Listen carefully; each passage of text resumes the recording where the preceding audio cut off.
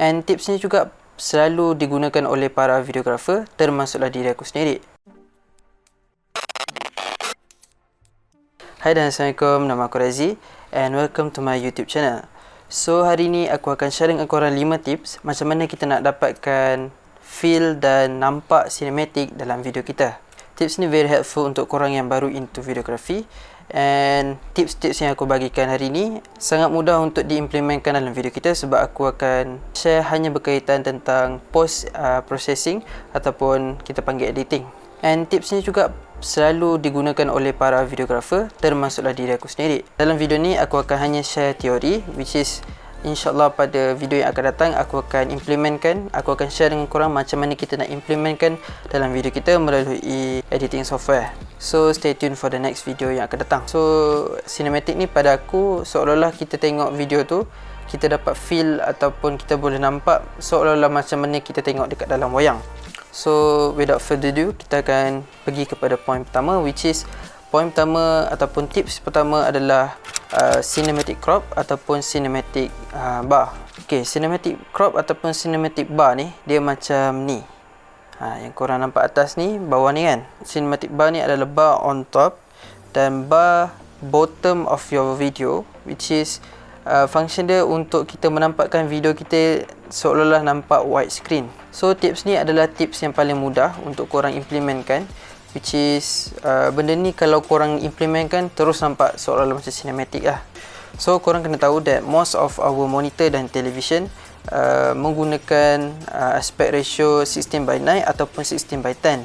Baik korang implementkan tips pertama ni, kita akan jadikan video kita seolah-olah nampak macam aspect ratio yang ada kat wayang, which is 2:39:1 ratio.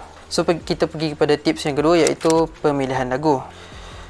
So pada aku pemilihan lagu dalam sesuatu video adalah something yang penting, which is sebab dia akan memberi impact yang besar pada video korang, which is antaranya dia akan bawa mood yang hendak kita sampaikan as video maker kepada audience kita. And tak dinafikan juga pemilihan lagu ni antara perkara yang susah untuk dilakukan oleh para videographer, sebab kadang-kadang videographer ni dia spend a lot of time untuk pilih lagu yang agak sesuai untuk diorang punya video dan footage diorang. So macam sekarang ni korang dengar ada music background betul. So bila aku offkan music ni, korang akan dengar hanyalah aku membebel. Yang berapa minit video ni panjang pun korang akan dengar lah aku membebel. So dia sometimes dia akan jadi sedikit boring. Macam mana korang dengar lecturer korang bercakap, macam mana cikgu korang bercakap, macam itulah kalau tak ada music. So untuk mengurangkan kebosanan dalam aku beri information pada korang, aku letak sikit music kat belakang tu. Macam tadi aku cakap, music adalah sesuatu yang penting betul dalam video. So kita beralih kepada point yang kedua, which is music ni akan beri impact pada mood. Okay, contohlah for example kan, pada aku music yang aku pilih ni adalah sesuai untuk aku beri information pada korang. Cuba aku tukar music kepada music epic. Okay, sekarang ada music epic betul. So bila aku cakap macam ni tapi lagu epic, korang macam tak boleh brain lah. Kenapa aku pilih lagu ni? So dia kurang sesuai, sebab maybe epic music ni kita boleh gunakan untuk situation ataupun footage yang epic lah. Contoh macam orang kejam-kejam, contoh betul tak? So contoh aku tukar lagu lagi satu, which is lagu sedih. Okay, so sekarang adalah lagu sedih. So pada korang kena tak kalau aku cakap macam ni dengan lagu macam ni? So dia something yang tak sesuai betul. So macam itulah aku cakap, pentingnya pemilihan lagu dalam sesuatu video untuk korang sampaikan mood korang pada audience korang. So macam lagu sedih tadi, maybe kalau macam aku cerita pasal benda sedih ke kan, contoh macam aku buat filem ataupun video pasal drama sedih, macam orang tak boleh balik raya contoh kan, for example lah kan. So lagu ni boleh dicakap sesuai lah. So untuk macam ni sekarang aku pilih lagu yang sedikit macam dia nampak macam rancak tapi dia still in behave mode lah. So at least kita macam ada rasa energetic sedikit dalam kita nak terima information daripada aku yang sedang bercakap. So tips ketiga adalah slow motion ataupun kita perlahankan footage kita kepada suatu speed yang lebih perlahan. So for footage yang kita nak slow mo ni, kita disuggestkan untuk pakai 60 fps ataupun yang lebih tinggi lagi. Tapi aku faham tak semua orang ada kemampuan untuk adakan kamera ataupun phone yang ada ability untuk shoot 60 fps Full HD ataupun 4K 60 fps dan sebagainya. Even kamera aku pun dia hanya support Full HD 30fps. So aku tunjuk korang kesan apabila korang pakai 30fps tapi korang perlahankan ataupun korang slow-mokan dia. So bila korang tengok video ni, korang akan nampak dia macam dia kurang smooth, dia macam sangkut-sangkut. Ini disebabkan 30fps tu bila kita perlahankan dia akan mungkin jadi lebih lagi rendah.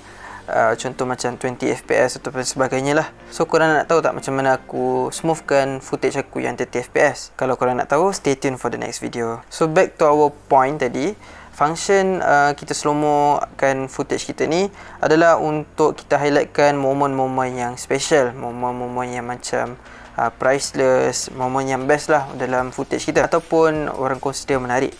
So footage ni contoh macam korang shoot pasal video creator for example kan. So creator tu buat drift. So itulah momen-momen yang contoh macam dia dianggap special ataupun priceless. Ataupun yang paling simple, paling kita selalu nampak adalah contoh macam momen action movie masa diorang tengah tembak guna pistol kan. Contoh macam dia tengah pusing ke benda ke, mesti ada slow-mo. Paling obvious adalah Hindustan movie lah. Korang boleh nampak obvious gila, sangat-sangat. Kadang-kadang dia nampak macam cringe kan. So tak semua momen sesuai untuk kita slow-mokan footage tu. So for example macam footage aku tengah bercakap ni, kalau korang slow-mokan pun tak ada function sebab tak ada benda yang sesuai untuk korang slow-mokan benda tu. Moreover, slow-mo ni adalah untuk kurangkan dan smoothkan jiggle dalam video kita. Contoh macam kita shoot handheld kan, kita manusia kan, so tangan kita ni bergetar sikit kadang. Most likely kita nak nampak video tu nampak smooth kan, sebab kita nak achieve cinematic punya implementation tadi. Bila kita implementkan slow-mo ni, kita akan nampak lebih smooth lah video tu. Yang keempat adalah stabilize ataupun warp stabilizer. So kadang-kadang bila korang dah shoot footage tu cun kan, dah cantik, korang shoot dah cantik lah apa semua kan, dah angle semua dah lawa apa semua kan, kali bila korang check balik dekat PC korang masa nak edit, tiba-tiba korang nampak alamak, korang punya handheld punya footage tadi nampak bergetar macam jiggle kan.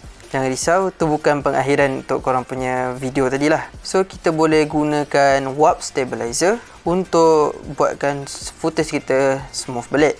Macam dalam video ni, korang nampak video aku ni pada asalnya nampak bergetar, nampak bergegar betul. Tapi bila aku dah implementkan warp stabilizer, korang akan nampak dia nampak lebih smooth lah. Walaupun dia tak perfect macam kita pakai stabilizer, sebab aku sendiri pun tak ada stabilizer. So aku buat je lah apa yang aku mampu. So lepas kita apply stabilizer, auto tune video kita. So yang kelima adalah color grade dan color correction.